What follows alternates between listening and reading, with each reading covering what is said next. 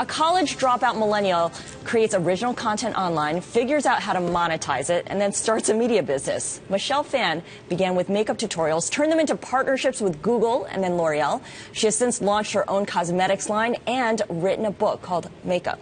And she joins us now. Welcome to Surveillance. Thanks for having me. So there's this myth out there, Tom was just talking about it, where anyone can record a video, put it online, and make it big, turn into a millionaire. You were talking about a bow tie video, bow tie tutorial, but it's not that simplistic, is it? I wish it was that simple. It's not that easy. Yeah, not everyone can do it. What's the critical ingredient to your digital success? I would say consistency, constantly uploading a good video. I mean, making a viral video is actually very easy, but having that consistency is very hard because there's expectations that people have, and to meet those expectations, it can be difficult. And so having consistency is very key. Also, communicating with your audience and having this really close two-way dialogue with them. So you're incorporating all their suggestions that they give you? Yes. Michelle, okay. I went back and I looked at your first video, and your style is already there. You know, the way you look at the camera, the way your voiceover happens. You had a sense of how to do this the first time you picked up the Mac laptop. How did you know what to do to get people to watch? Well, I experimented a few different videos. That wasn't the first video I shot. I shot a few others, but then that was the one that made the cut. Okay. And I talk about this in my book. I always tell people, you know, before you start a YouTube channel, the first question you need to ask yourself is why? Why are you starting it? Yeah, What's your message, you know? Absolutely. Is it just, are you just wanting to put up funny videos, or do you have something to say, and do you have a brand image? Your wonderful book, Makeup, I use it all the time. Page 58, cream foundations, mineral foundations, You actually do use it all the airbrush time. foundations. You are replacing something lost in society. What are you replacing that all these girls don't have that they had 10 or 20 years ago? Is it their mothers? No, I don't think I'm replacing anything. I think what I'm doing, and what not just myself, but all these other girls and guys who are online, is that we're breaking down the idea of secrets. There's no longer those beauty secrets. It's very share-worthy. Everything is about sharing when you're online. And we were just sharing the video of you turning yourself into Taylor Swift. You've also turned yourself into Barbie and Lady Gaga and Angelina Jolie, and also the Mother of Dragons on Game of Thrones, yes. Tom's favorite show. One thing I found interesting, though, is that you don't do makeup for other people. That's not how you started off. You do it for yourself. Yes. And in fact, you did go to runway shows and attempt to do makeup for others and discovered that wasn't your thing. No, it wasn't. I think what I do is I teach people how I do my own makeup, and people who have faces like myself or who want to learn from me, they learn from someone that they can really relate to or they know. But this, you're way beyond that. I mean, I know you do the makeup thing, and that's the whole thing. In the back of your book, you have how-to advice, resume advice, yes. work rules for everyone. Don't run out the door the second the workday is done. That's what Brendan does. Are you kidding? I mean, it's like every day. I'm gone already. This is you're doing life experience Yes. for girls in search of that. Did you know that when you started this?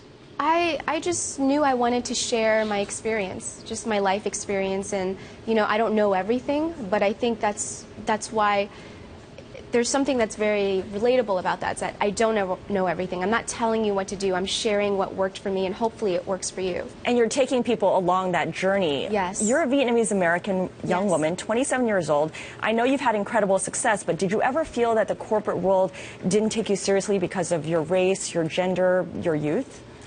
I think the corporate world just didn't understand everything that was happening. They didn't really get the internet and the online world as fast, and I think now they're getting it, and they're moving faster with it, and everything is clicking.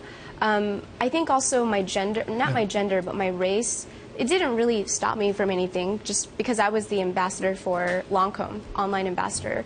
I just think it's really about connecting with people and getting in front of those people, the PR of Lancome or all these brands, and really talking to them, because sometimes they don't really get to see just people, just normal people like myself. Right, they deal with Christy Turlington types. Yeah, which is not a bad person to deal with. No, not at all. Just a different species of person.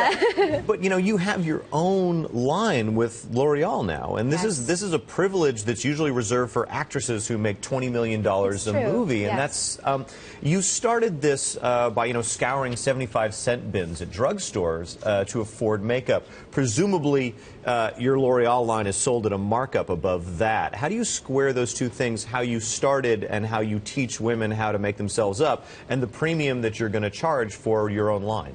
Well, my products are luxury affordable, meaning that a lipstick is around $15, so it's luxury affordable. However, I have another company called Ipsy, $10 a month, which is very affordable. It's like around a movie ticket. You get 4 to 5 deluxe size, full size products every month that's curated by my I want to team. put you on the spot. You're making millions of dollars a year on this. Page 213 of your book. You're invited to a party. What is a dress code? Dress Scarlett for her next event. What would you do? A dress code? What would you think for Scarlett for her next event? This What would you clearly put her doesn't cut in? it. Well, I mean, I think that emerald, it's beautiful, but I thought the same emerald thing. is The actually colors the are color. killing. It's gorgeous with your skin tone. I think I need some cat eyes. Do you have a favorite designer? I don't. I just, you know, I don't really shop by labels. I shop by what fits and what looks good. Yeah.